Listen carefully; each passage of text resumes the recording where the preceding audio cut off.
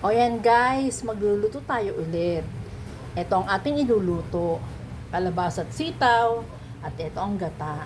Yes, magagata tayo ng kalabasa at sitaw na may hipon, pork, at syempre yung ating paggigisa, sibuyas. At ito guys, ang ating ulam combination sa ating ginataang gulay, pritong tilapia. Palulutungin natin yan. At eto guys, mainit na ang ating kawali. So, lalagyan na natin ng mantika. O, ayan.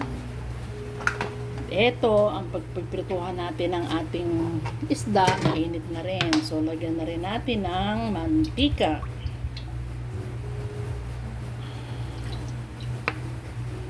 Guys, nilagyan ko ng sili at saka ng luya ang tiyan ng isda.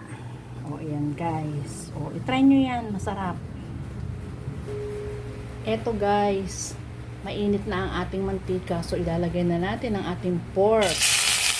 Aray. O, yan guys. Eto na, mainit na ang ating mantika. Ilagay natin ang ating isda. Isabay na rin natin yung isa. Ayan. At ito naman ang ating pork. Dumikit guys. Ayan. Buti na lang hinihiwalay pa rin. Isunod natin ang ating sibuyas. Guys, lagyan natin ng patis. Alam niyo naman ang aking masarap na patis. Ayan.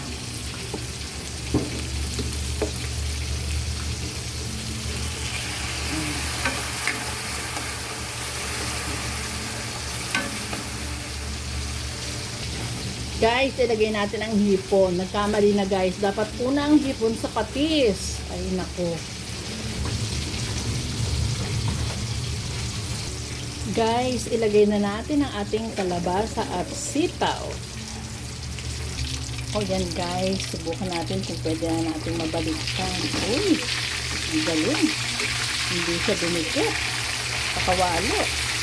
Dumikit lang ang isda sa isa't isa, pero sa kawali hindi siya dumikit.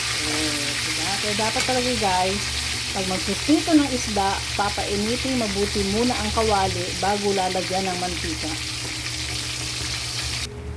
Ito na guys, ilalagay na natin ang ating gata.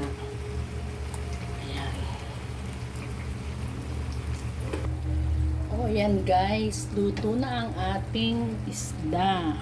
O ayan. Siya. At luto na rin ang ating gulay. O yan, pinatay ko na. O ayan guys, ginataang kalabasa at sitaw na may hipon at crispy fried tilapia. O ano guys, masasabi ninyo sa aking ulam combination ngayon. O diba, perfect combi? Bye! That's all for now.